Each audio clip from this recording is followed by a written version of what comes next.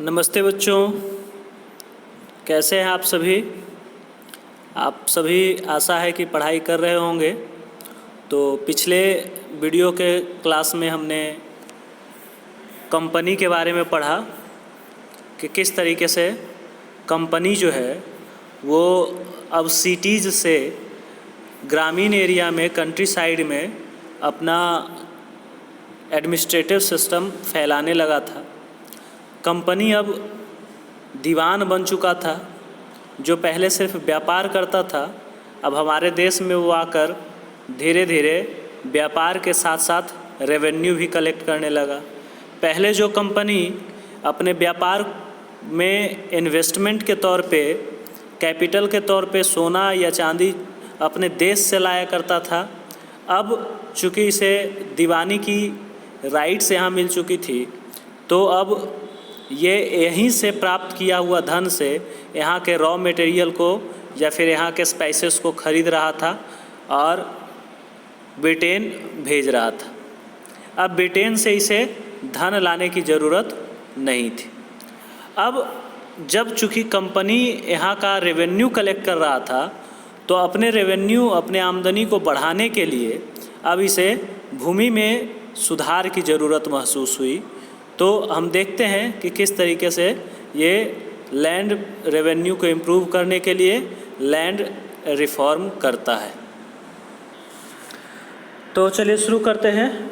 Needs to improve agriculture. If the economy was in ruin, could the company be certain of its revenue income? यदि अर्थव्यवस्था संकट में थी, तो क्या कंपनी अपनी राजस्व आय के बारे में आश्वस्त रह सकती थी? Most company officials began to feel that investment in land had to be encouraged and agriculture had to be improved. Company को ज़्यादातर ये लगने लगा था, या उसके अफसरों को ये लगने लगा था कि ज़मीन में निवेश करना और खेती में सुधार लाना बहुत ज़रूरी है।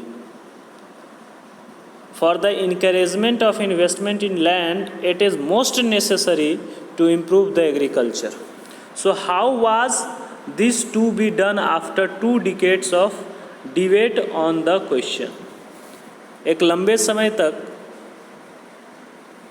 डिस्कशन होने के बाद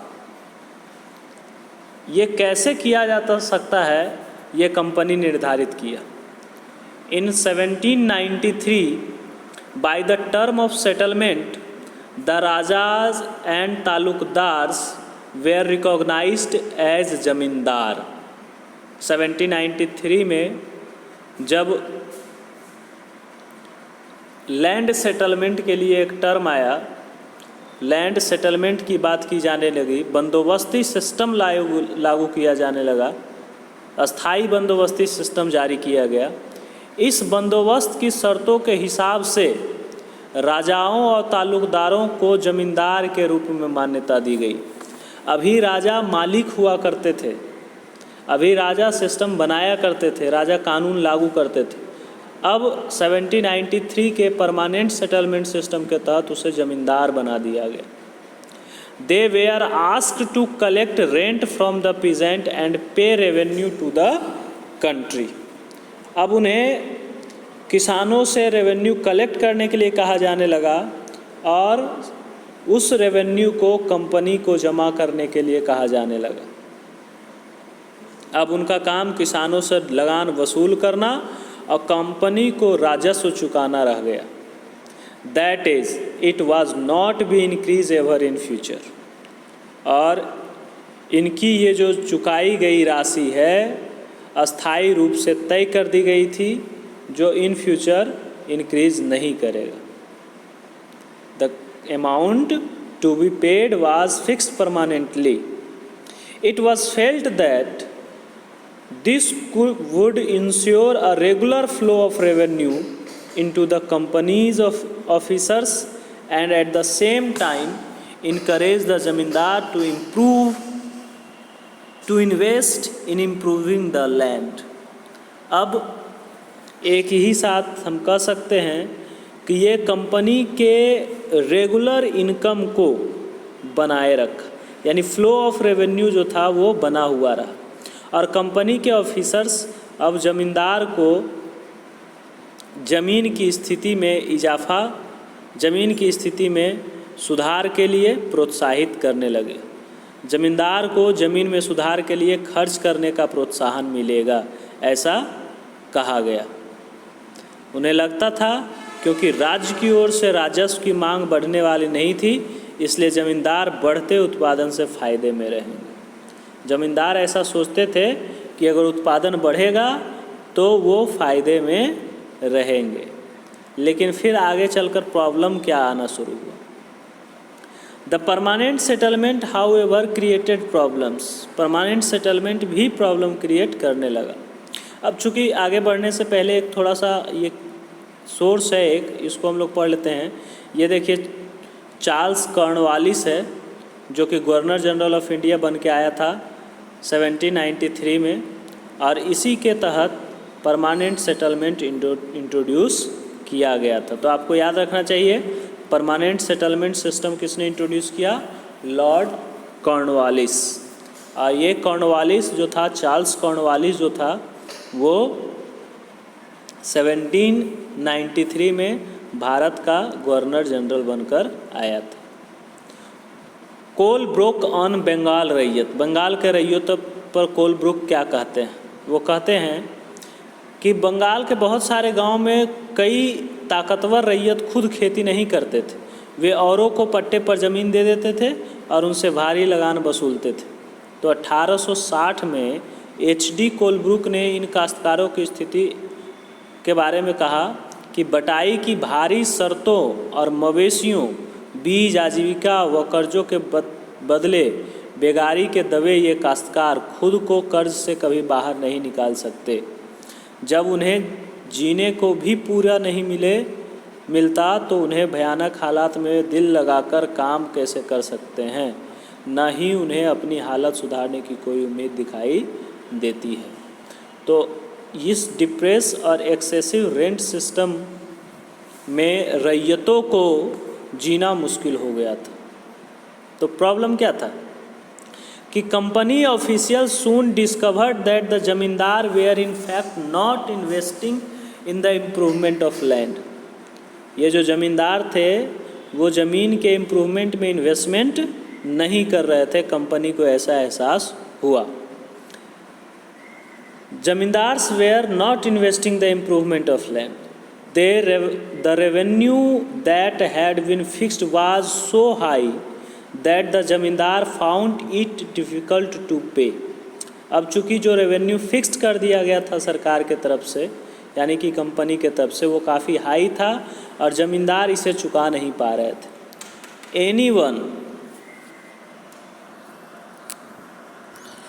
तो कहता है कि एनीवन हु फेल्ड टू पे द रेवेन्यू लॉस्ट हिज ज़मींदारी। तो पहले तो हाई पे होने के कारण, हाई अमाउंट रेवेन्यू का होने के कारण वो पे नहीं कर पाते थे, और यदि किसी कारणवश वो पे नहीं कर पाते थे तो उनकी ज़मींदारी ख़त्म कर दी जाती थी। So numerous zamindar were sold off at auctions organised by the company. तो बहुत सारे ज़मींदार लोग थे जो अपना ज़मींदारी खो दिए, और बहुत सारे ऐसे ज़मींदार नए बनकर आए सामने जो ऑक्शन में, यानी जो जितना ज़्यादा रेवेन्यू दे सकता था उस आधार पे उनको ज़मींदार बना दिया गया। तो by the first decade of the 19th century the situation change. 19वीं सदी के पहले दशक तक हालात जो थे वो बदल चुके थे।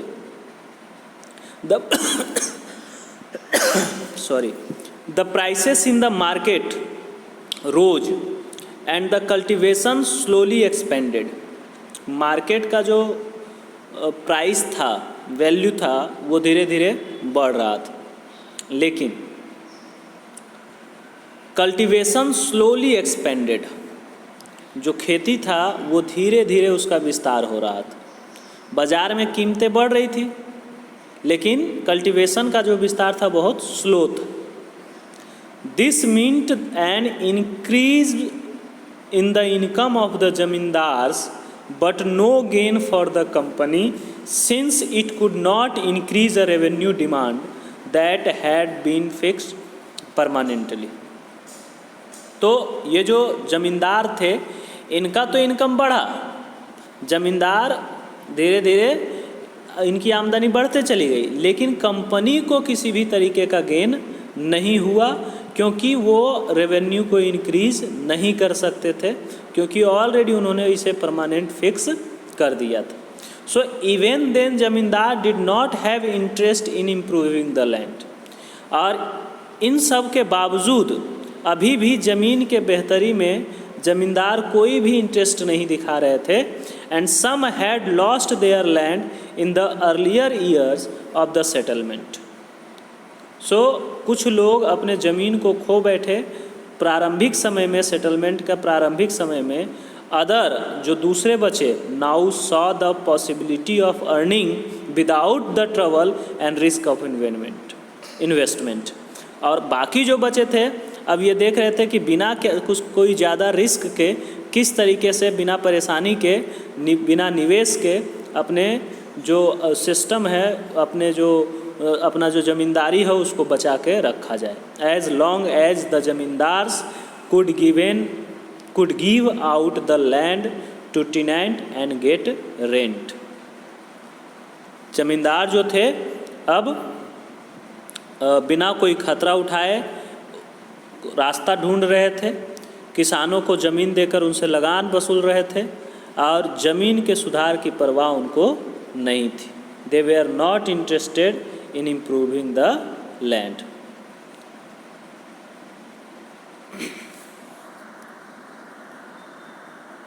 तो एक एक्टिविटी है, इसको क्वेश्चन आंसर के तौर पे आप लोग सॉल्व करेंगे कि why do you think Colebrook is concern with the condition of the under रैयत इन बंगाल। कोलब्रुक क्या सोचते थे रैयत के कंडीशन के बारे में और उप पट्टेदार की स्थिति पर इतने वो चिंतित क्यों थे, इसको आपको लिखना है। चलिए, ये तो हो गया रैयत बाड़ी सिस्टम, ज़मींदारी सिस्टम। अब इसके आगे हम लोग देखते हैं कि On the other hand, in the village, the cultivators found the system extremely oppressive। दूसरे तरफ जो विलेजर्स थे, जो कल्टिवेटर्स थे, उनके लिए ये जो सिस्टम था वो काफ़ी ऑप्रेसिव था। और इस ऑप्रेसिव सिचुएशन में, इस दमनकारी सिचुएशन में किसान को लगान चुकाना था जो कि बहुत ज़्यादा था। The rent he paid to the zamindar was high and his right on the land was insecure। और यहाँ तक कि लगान चुकाना था परंतु ज़मीन पे उनका अधिकार सुरक्षित नहीं था। So to pay the rent he had to often take a loan from the money lenders, and when he failed to pay the rent he was evicted from the land he had cultivated for generation। अब पहले क्या करते थे, जब वो लगान नहीं चुका पाते थे तो गांव के या शहर के कर्जदार जो होते थे, जो महाजन होते थे, उससे कर्ज ले लेते थे और कर्ज लेकर वो लगान चुकाते थे। अब अगर लगान नहीं चुका पाते थे तो फिर उनकी पुश्तैनी ज़मीन जो थी उससे उसको बेदखल कर दी जाती थी। लेकिन फिर क्या हुआ कि एक नई व्यवस्था आई महाल का। महाल मैंने ब्रिटिश दस्तावेज में अगर महाल की बात करें तो महाल का मतलब होता है राजस्व, एक राजस्व इकाई। और ये एक या एक से अधिक गांवों को मिलाकर एक समूह इसका बनाया जाता है, एक ग्रुप बनाया जाता है और उसी ग्रुप के तहत ये लोग अपना लगान चुकाते हैं। यानी कि महाल पे लगान फिक्स किया जाता है।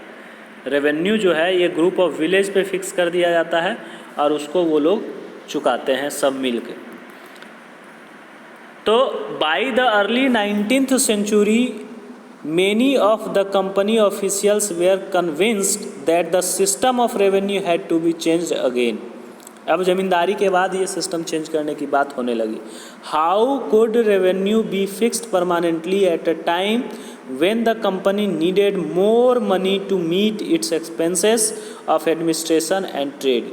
In the northwestern provinces of the Bengal Presidency, most of this area is now in Uttar Pradesh. अभी जो बंगाल प्रेसिडेंसी का वेस्टर्न प्रोविंसेस है वो मैक्सिमम अब उत्तर प्रदेश में पड़ता है। तो an English man called Holt Mackenzie, ध्यान रखेंगे, permanent settlement, Charles Cornwallis, Mahal system, Holt Mackenzie devised a new system which came into effect in 1822, and he felt that the village was an important social institution in North Indian society and needed to be preserved। अब इनको ये एहसास हुआ कि गांव जो है एक इम्पॉर्टेंट सोशल इंस्टीट्यूशन है इंडियन सोसाइटी में, इसे बचाना चाहिए। Under his direction collectors went from village to village inspecting the land and measuring the field and recording the customs and rights of different groups.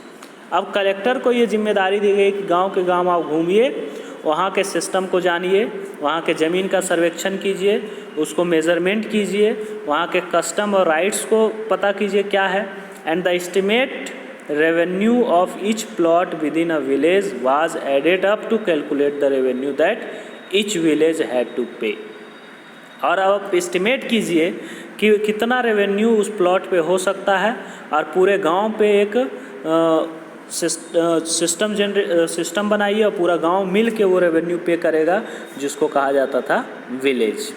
This demand was to be revised periodically, और इसमें नियम बना दिया गया कि ये जो demand होगा वो समय समय पर इस पर संशोधन किया जाता रहेगा।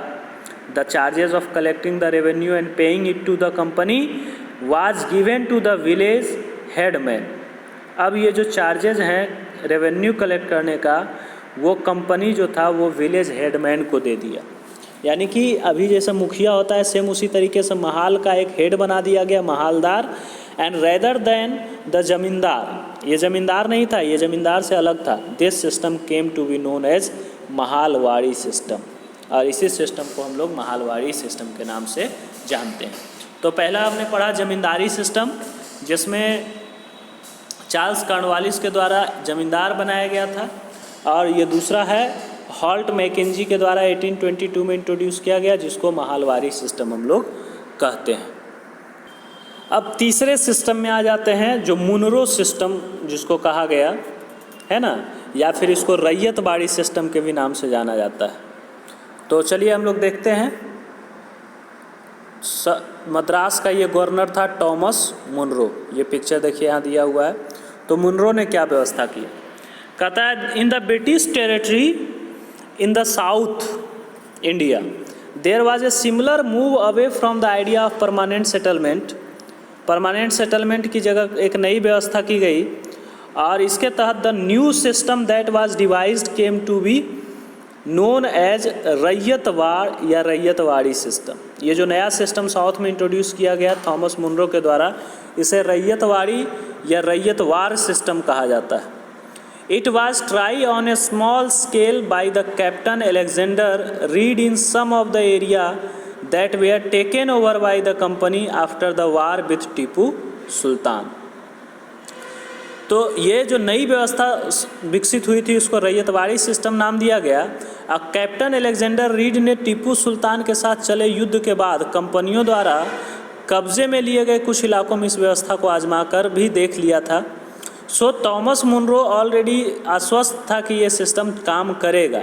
तो थॉमस मुनरो ने क्या किया, subsequently developed by Thomas Munro this system was gradually extended all over south India. पूरे साउथ इंडिया में इसको लागू कर दिया गया थॉमस मुनरो के द्वारा। So Reid and Munro felt that in the south there were no traditional zamindar, the settlement they argued had to be made directly with the cultivators who had tilled the land for generation। अब यहाँ पे इनको यह लगा कि कोई ज़मींदार की ज़रूरत यहाँ पे नहीं है, परंपरागत ज़मींदार पहले भी यहाँ नहीं थे। तो उनका तर्क था कि अगर सीधे किसान से, किसान यानी कि रैयत से अगर रेवेन्यू कलेक्ट कर लिया जाए तो इससे ज़्यादा फ़ायदा हो सकता है। Munro The field had to be carefully separately surveyed। Munro ने फील्ड को केयरफुली और सेपरेटली सर्वे किया और उस पर रेवेन्यू का असेसमेंट किया। And Munro thought the British should act as a paternal father figure protecting the ryot under their charge. और आकलन करने के बाद मुनरो का मानना था कि अंग्रेज़ों को पिता की भांति किसानों की रक्षा करना चाहिए, क्योंकि यही किसान हैं जो उनको ज़्यादा से ज़्यादा फ़ायदा दे सकते हैं, ज़्यादा से ज़्यादा रेवेन्यू दे सकते हैं। इन सब के बावजूद, इस तरीके के सिस्टम लागू करने के बावजूद भी ऐसा नहीं था कि सब कुछ ठीक होने लगा। Within a few year after the new system were imposed, it was clear that all was not well with them.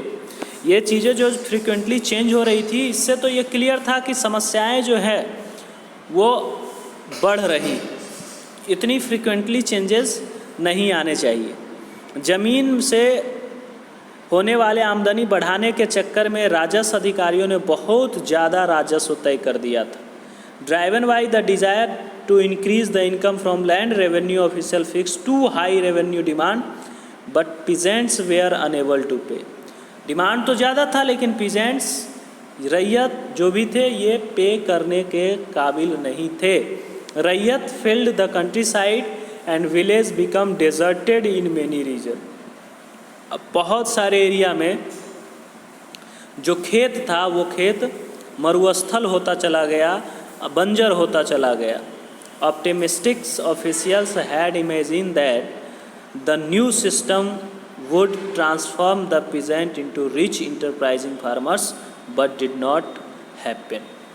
अब ये जो ऑफिशियल्स थे, जो आशावादी थे, ऑप्टिमिस्टिक थे, उनको उम्मीद थी कि नई व्यवस्था से किसान संपन्न होंगे और किसान उद्यमशील किसान बना देगी, लेकिन ऐसा नहीं हुआ।